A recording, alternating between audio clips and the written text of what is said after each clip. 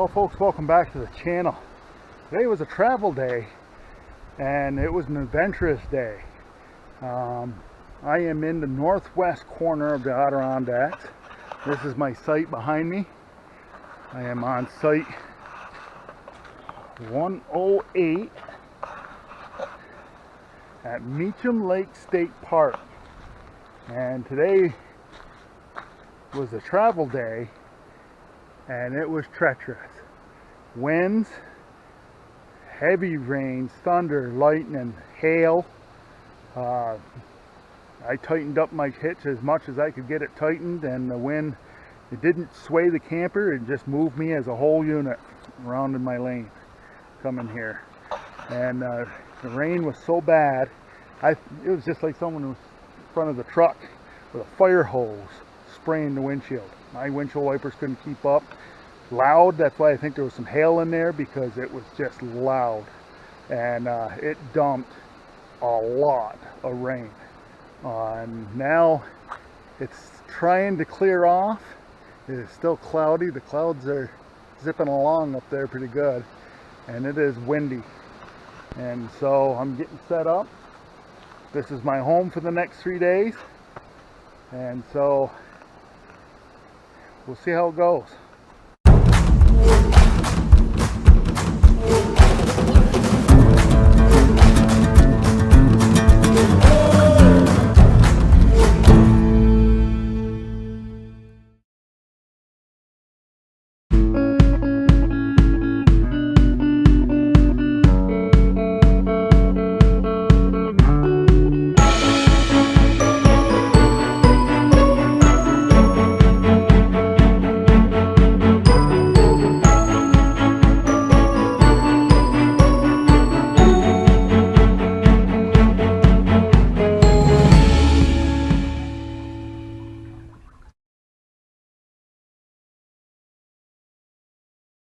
Well folks, this is Lake Kushaqua.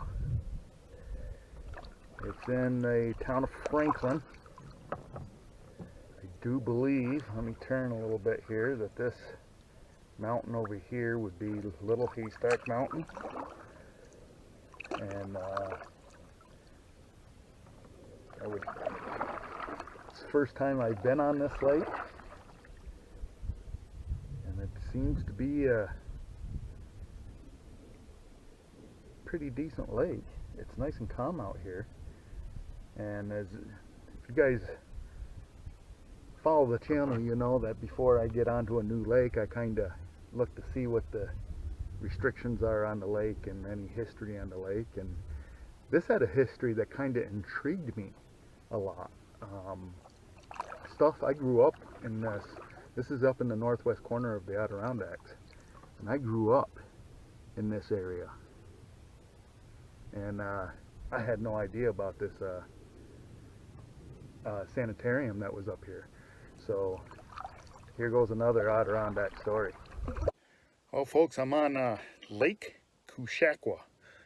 I hope I'm saying that right, and those of you that follow the channel know that when I get onto a new lake, I look to see what kind of restrictions there are or what kind of history the lake has. And I grew up in the northwest corner of the Adirondacks, and this took me by surprise. I spent about an hour reading up on this lake, as it was kind of interesting.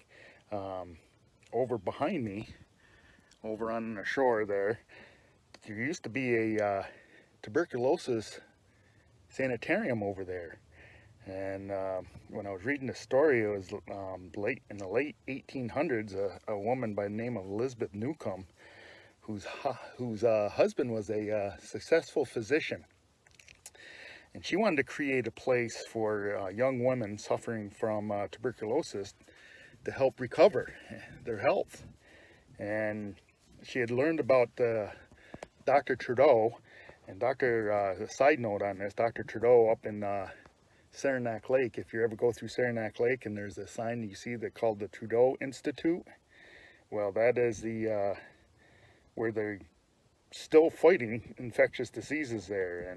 And Dr. Trudeau was up here in the Adirondacks in the late 1800s and trying to come up with a cure for tuberculosis. Well, when she approached him about adding a wing or buildings on his sanitarium for young women, he was already at his max on what he could do. So he told her to, you know, you have the ability to go do it, raise the money and create your own sanitarium. And that's exactly what she did.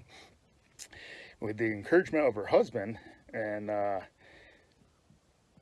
others' support from prominent people in New York City, such as DuPont and Morgan and Rockefeller, she raised the money and she bought 1,200 and some acres on this lake over behind me, and she built her own sanitarium.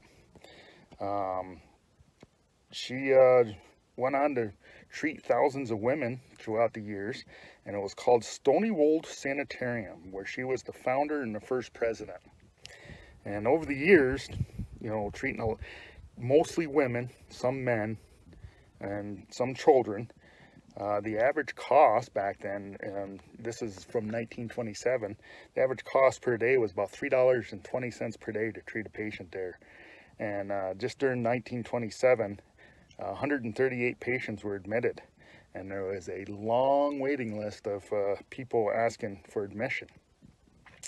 You know, in its peak in the 1930s, Stony Wold consisted of 20 buildings, a farm, and generated its own electricity over here.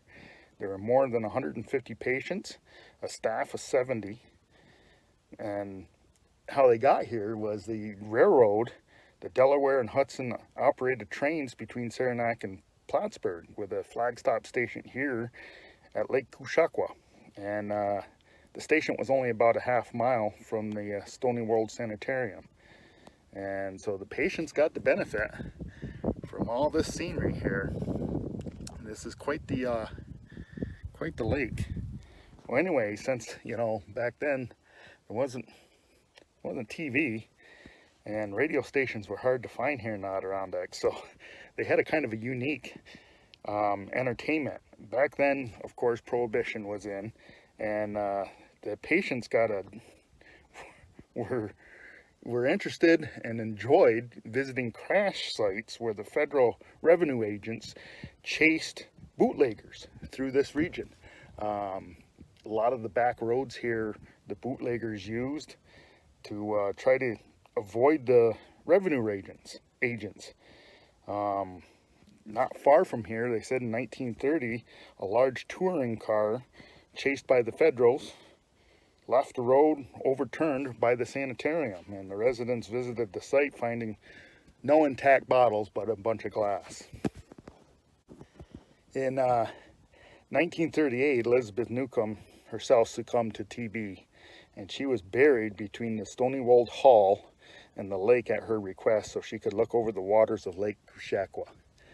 And Stony Wold closed in 1955 with the advent of new drugs that were treating TB patients.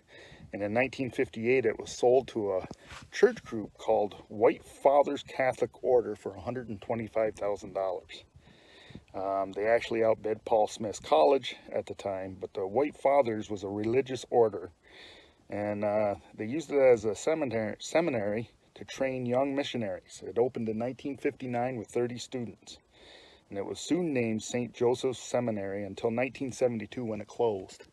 And in 1974, the New York State Department of Environmental Conservation became the owner of the property. And the buildings, most of the buildings were torn down. Stony Wold Hall and 2 cottages remained, which are now privately owned. So it's quite interesting, you know, the things that have happened here in the Adirondacks, you know, the history of it. You know, I never knew that. When I looked up this lake, I never knew anything like that existed. And especially that close to where I grew up. But it's definitely a nice quiet area. There is a state campground over here to my left. There's a way to paddle to it. It's Buck Pond State Campground. I do believe that they're closed now, but this is early September. I think they close on Labor Day, but I'm going to paddle around and see what I can see.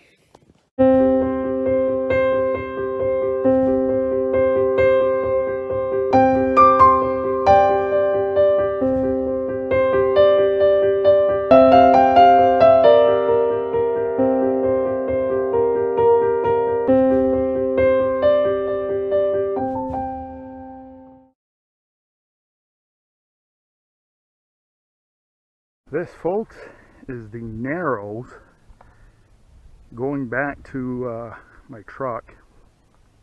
I'm not very far away from the truck. It's right down that way, probably maybe a mile. But this would be the southern end of Lake Kushaqua. And I hope I say it right. I think I am. But it's turned into a nice day. It's probably about 68, 70 degrees right now. It's late in the afternoon. I don't know what time it is. It's probably about 4 o'clock or so. But one of the things you have to remember, if you come to this area, this is in the Debar Mountain Wilderness. And if you come to this area, I'm currently staying at Meacham Lake State Park. That's where the camper is. Better have maps or printed maps with you. There is absolutely no cell service. I've been here. I got in yesterday after the storms. And I have not had cell service since about noon yesterday. Let me add to this is, you know, it's nice to get out here and kayak. There isn't a lot of people out at all. It's after Labor Day. It's like September 5th or 6th. You lose track of days when you're out here. Anyways, you can see I have a dry bag here that has some of my gear, and I do have another one on board that has long pants and a sweatshirt, because the nights here are starting to get down there. Last night it was 46 degrees, and if something should happen out here where I have to self-rescue, roll the kayak or something, and I end up on a shore like this, and if I got to be prepared for cold. So that's one thing you got to remember.